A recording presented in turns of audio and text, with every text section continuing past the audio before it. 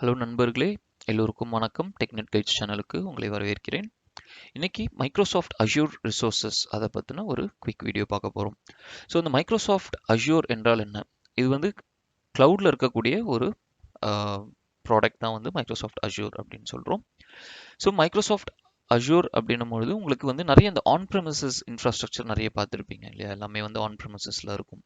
But அது எல்லாத்தையுமே வந்து நம்ம க்ளவுடில் கொண்டு போய் which means மைக்ரோசாஃப்ட் எல்லாத்தையுமே வந்து க்ளவுடில் அவங்களாவே மேனேஜ் பண்ணிக்கிறாங்க.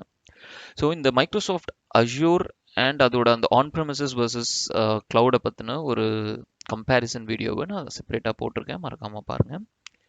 ஸோ இன்றைக்கி வந்து இந்த அஷ்யூர் கோர் காம்பனன்ட்ஸை பற்றி ஒரு குவிக் டிஸ்கஷன் பண்ண போகிறோம். ஸோ அஷ்யூரில் வந்து என்னென்ன கோர் காம்பனன்ட்ஸ் இருக்குது அண்ட் அதோட யூஸ் என்ன அப்படின்றத நம்ம வந்து ஃபஸ்ட்டு தெரிஞ்சுப்போம். சரிங்களா? வாங்க நம்ம டாபிக் போகலாம். ஸோ ஃபஸ்ட்டு பார்த்தீங்கன்னா கம்ப்யூட்.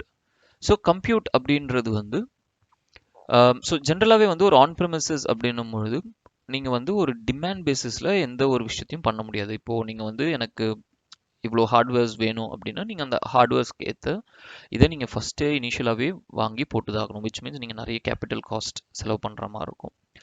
பட் நீங்கள் க்ளவுடில் பொறுத்தவரையும் ஒரு பெரிய அட்வான்டேஜ் என்னென்னா நீங்கள் காஸ்ட்டை வந்து கம்ப்ளீட்டாக ஆப்டிமைஸ் பண்ணலாம். விச் மீன்ஸ் உங்களுக்கு எந்த சர்வீஸ் தேவையோ அதை மட்டும் நீங்கள் எடுத்துக்கிட்டு தேவையான அளவுக்கு மட்டும் நீங்கள் பயன்படுத்திக்கலாம். ஸோ அதுதான் வந்து க்ளவுடில் இருக்கிற ஒரு பெரிய அட்வான்டேஜ்.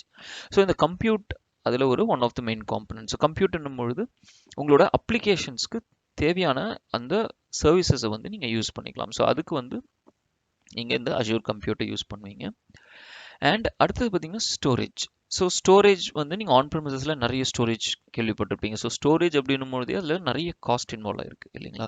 ஸோ அதே தான் க்ளவுட்லேயும் வந்து என்ன பண்ணுறாங்கன்னா மைக்ரோசாஃப்ட் அவங்க செப்பரேட்டாக ஒரு ஸ்டோரேஜ் பேஸஸை அவங்க தனியாக வச்சுருக்காங்க.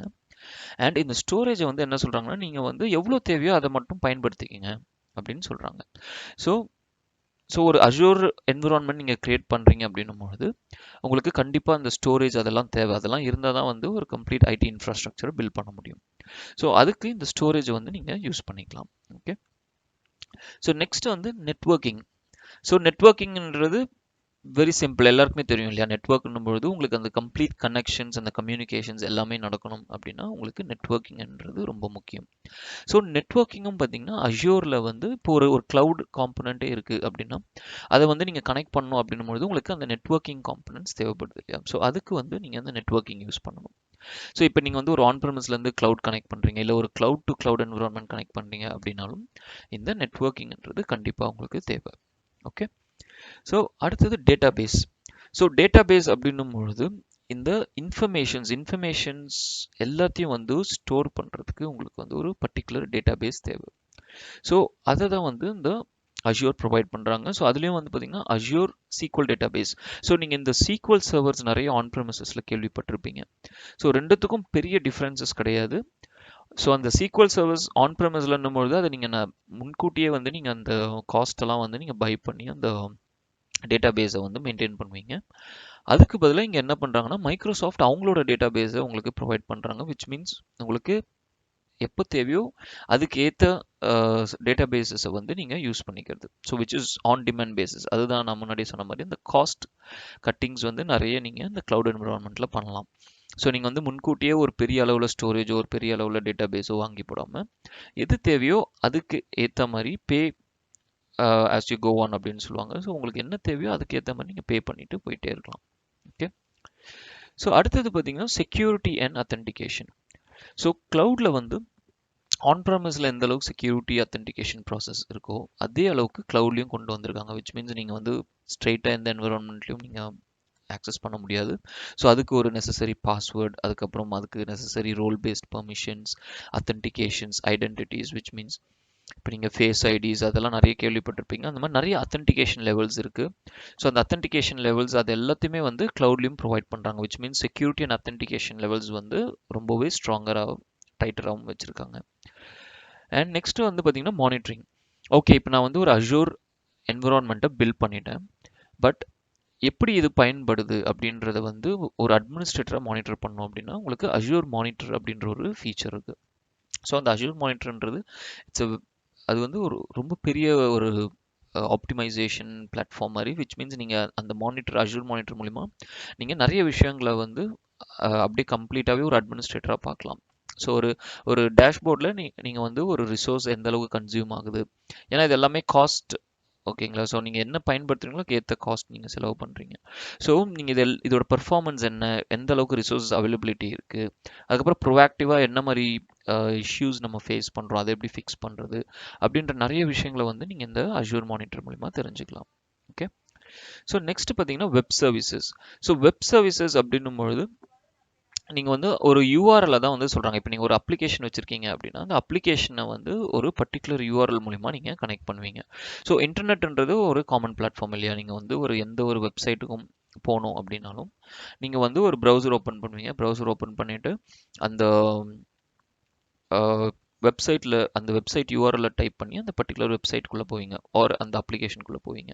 ஸோ அதுக்கும் வந்து அஜூர் என்ன பண்ணுறாங்கன்னா அஜூர் வெப் சர்வீசஸ் அப்படின்ற ஒரு காம்பனண்ட்டை ப்ரொவைட் பண்ணுறாங்க.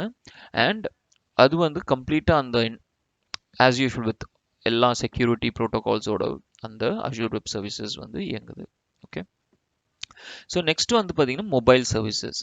ஸோ மைக்ரோசாஃப்ட் அஜூர் வந்து ஒரு லேப்டாப் அண்ட் அது ரிலேட்டட் அப்ளிகேஷன்ஸ் மட்டும் இல்லாமல் மொபைல் அப்ளிகேஷன்ஸ்க்குமே ரொம்ப பயன்படுது. ஸோ நீங்கள் வந்து ஒரு அப்ளிகேஷன் வச்சுருக்கீங்கன்னு வச்சுங்களேன், அந்த அப்ளிகேஷன் வந்து நீங்கள் லேப்டாப்பில் மட்டும் இன்ஸ்டால் பண்ணாமல் நீங்கள் மொபைல்லையும் இன்ஸ்டால் பண்ணலாம். அந்த மொபைலில் இன்ஸ்டால் பண்ணுற அப்ளிகேஷன்ஸையும் கம்ப்ளீட்டாக வந்து இந்த மைக்ரோசாஃப்ட் மொபைல் சர்வீசஸ் மூலிமா மேனேஜ் பண்ணலாம். ஸோ இதெல்லாம் வந்து ஒரு சர்வீசஸ் மைக்ரோசாஃப்ட்டில் இருக்கிற ஒவ்வொரு கோர் சர்வீசஸ்.